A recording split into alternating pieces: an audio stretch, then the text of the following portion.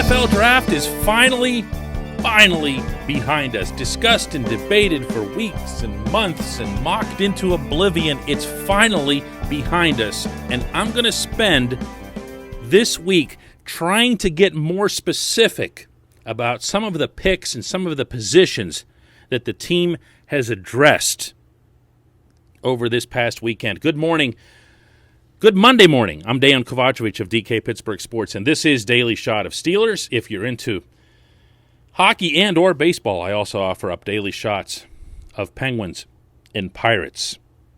Najee Harris, of course, was the Steelers' very visible, very much anticipated first-round pick.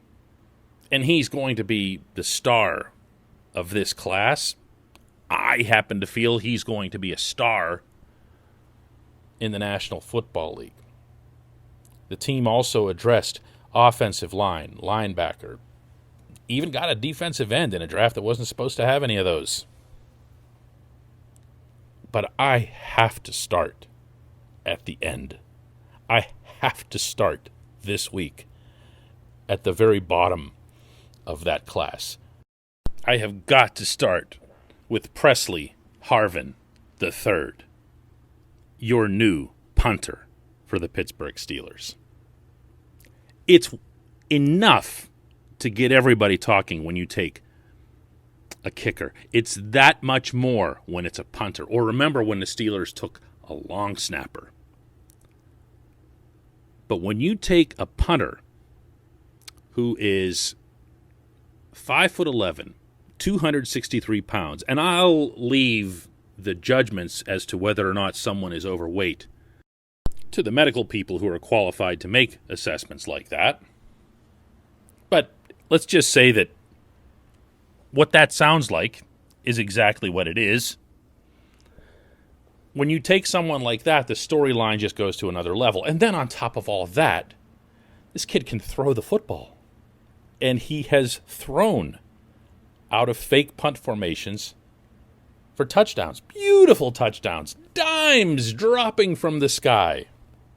What a fun thing this is. Danny Smith, who attended Harvin's pro day at Georgia Tech, was going berserk over it. But he goes berserk over everything. Has to be just delirious right now. Look, the Steelers couldn't have made clearer their dissatisfaction with Jordan Berry over the past year and change.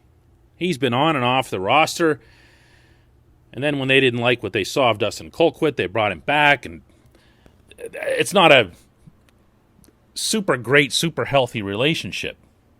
So between that and investing any draft pick in any position, you'd have to think that Berry's in at least for a healthy competition this summer in Latrobe. But let's get away from the fun component of it and get to what this could actually represent. Because Harvin he was the Ray Guy Award winner in 2020 as the punter of the year in college football. Averaged 48.4 yards, had some boomers into the high 50s. Buried teams in the corner. Did, as I mentioned, throw the football, and effortlessly so. Now, he's not going to be the most mobile guy in the pocket, so he'd better get rid of it. But he's also got really fluid mechanics. Catches the ball cleanly, gets rid of the ball in less than 2 seconds. He's a good holder on extra points. What are his issues? Well, what are any punter's issues? They don't always hit them the way they want. And he's known for being a little inconsistent. He'll boot it off the left or the right side of the foot and get one of those big groans from the crowd. At which point everyone will wonder why the team is carrying a 5'11", 263-pound punter.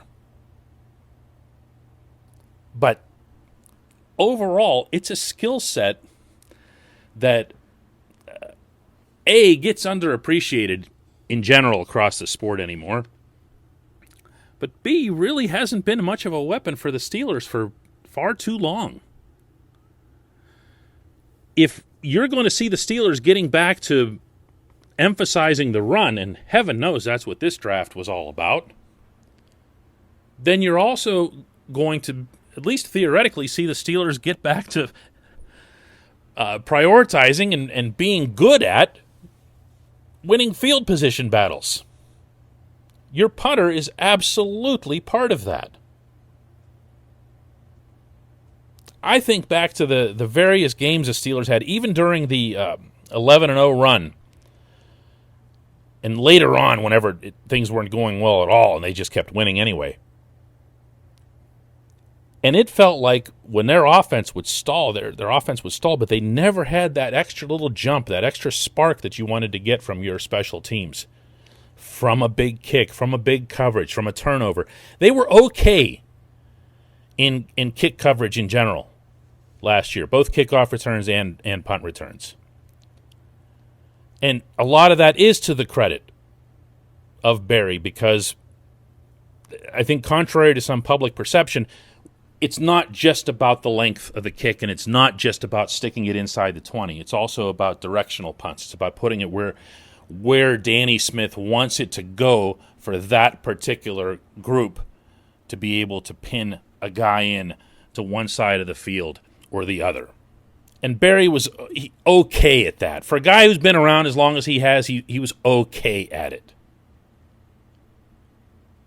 If you can do better than that, if you can get yourself a little more length and a little more hang time, you can coach it up a little bit differently. And repeating here that Coach Smith himself was at this pro day, and knowing who he is and what he's like, I can only imagine his fist pounding at the draft table once that 7th round came around. Got to get me my guy. Got to get me my punter. Get me my punter. Get me my punter. Boom, boom, boom, boom, boom. Well, he's got him. He's got him. Harvin has what Kevin Colbert described as a big leg. Presley Harvin is a big-legged guy. I mean, when I say that, he has a naturally powerful leg. He averaged 44.7 for his career. I believe it was 47.6 this season. And it's just a natural, powerful leg. In reading the various scouting analyses that are available of Harvin, that term kept coming up again and again, and I'm thinking again that they're referring to the weight. Well, of course it's a big leg. He's 5'11", 263. It's a huge leg. That's not what they mean. He just has unnatural power in it. He has the ability to get the ball off his ankle in a way that's just not normal.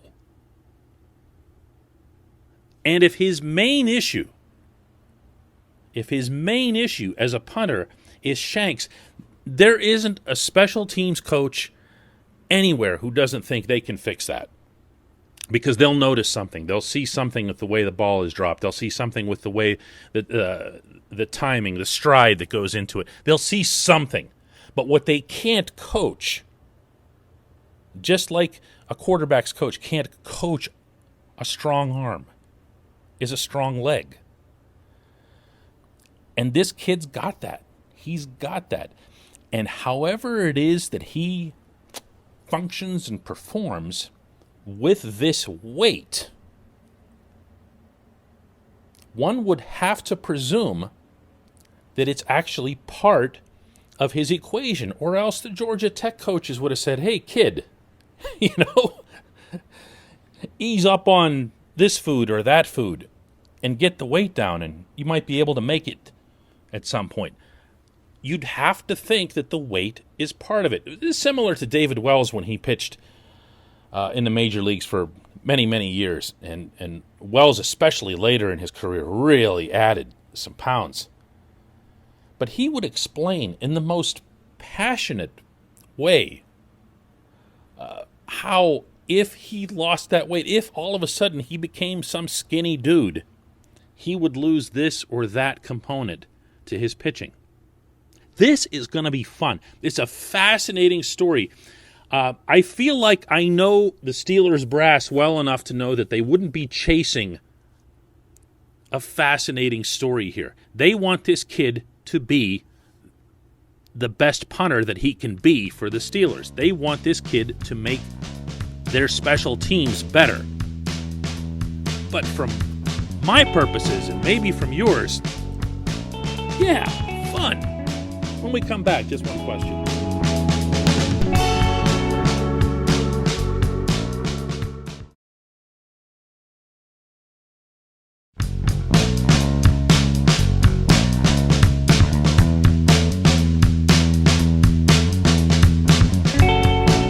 Welcome back. It's time for Just One Question. That's brought to you on this program always by the personal injury law firm of Luxembourg, Garbett, Kelly, and George. They represent people who are hurt in car accidents, who need assistance with workers' comp, who filed medical malpractice claims. The attorneys at LGKG pride themselves in doing what they say they are going to do. It's important to them that when they make you a promise, they keep that promise. They've been keeping promises in our region for over 80 years. LGKG has offices in Cranberry, Newcastle, Beaver Falls, Butler, Elwood City. Learn more about them at lgkg.com.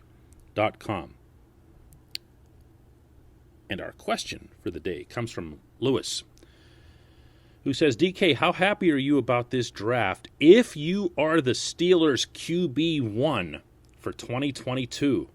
A lot of pundits and even casual fans focus on the near term. Strategic leaders in all walks of life are successful because they can think long term. It seems like Kevin Colbert did a good job setting up the future Steelers quarterback for success with his first 4 picks. As always, thanks for your thoughts on this question. Lewis, anytime you ask Colbert and or Mike Tomlin about their motivations for a draft pick or a broader scope of the composition of the draft class, you will invariably get back the most boring, predictable answer, and that is, that's just how it worked out. And I can promise you that if I took your question and took it directly to one of them, that's what you'd get back. That's just how it worked out. Even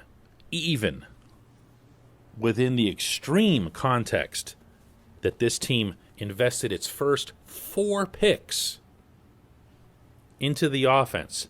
First time for 4 offensive picks to open a draft since 1984. Even to that, Colbert came back with the same static answer. They don't see patterns with this stuff. They do see needs that they want to address along the way.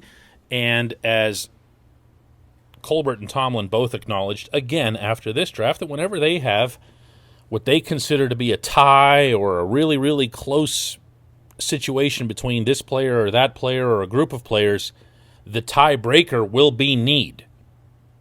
But otherwise, they'll always disavow any kind of patterns. To your point, though, yeah, they did some good stuff. The next quarterback of the Steelers, whether that's 22 or later, is going to be pretty well set with weapons. If you look across the line, it's going to be a mostly younger group. The wide receivers have been young for a while now. The running back's a first-rounder. It's a good situation. I could even throw, Pat Freiermuth into it, the new tight end, if he blossoms as the Steelers are hoping. It's a nice situation. Now, the question is, who's going to be the beneficiary? Maybe that's actually what you were asking, because all you said was a quarterback for 22. Well, the quarterback for 22 could be, Ben, I'm not going to predict that after the way things went this offseason.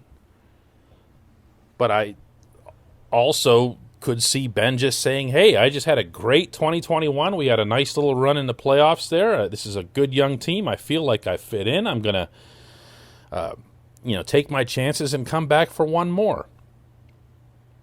Don't read too much. I know you're thinking of Mason Rudolph right now. Everybody's listening to this right now. It's going, Mason Rudolph? What Mason Rudolph just signed the 1-year extension. And good for Mason. Mason sets himself up for additional job security, more of a payday, and everything else here. And he knows that this team knows him, and that he's going to be at least number 2 in this organization. He just is. Why was he signed, especially on draft day? That was the other part. Why did they do this on draft day? Because that's just when it got done.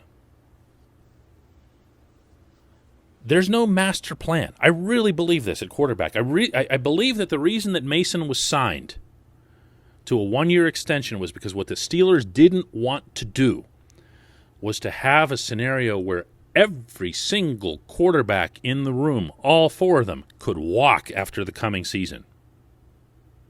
And you're left with nothing. Can't have that.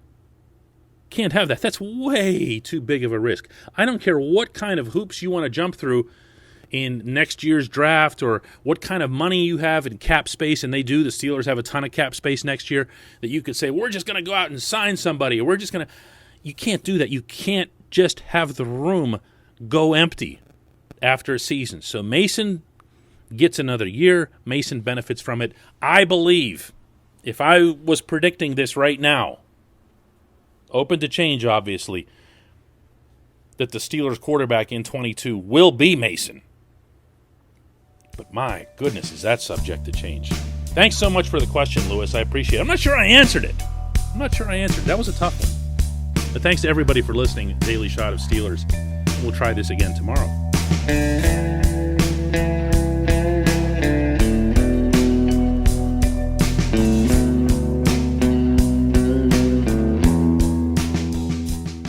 At Point Park University, in the heart of downtown Pittsburgh, they understand there's no substitute for real-world experience and career-building connections. Their innovative curriculum engages students with distinctive experiential learning opportunities. Point Park's pioneering co-op program empowers qualified students to work in full-time, paid positions with their corporate partners while earning college credits. Visit pointpark.edu/works to learn more. Career ready. That's the point. Point Park University.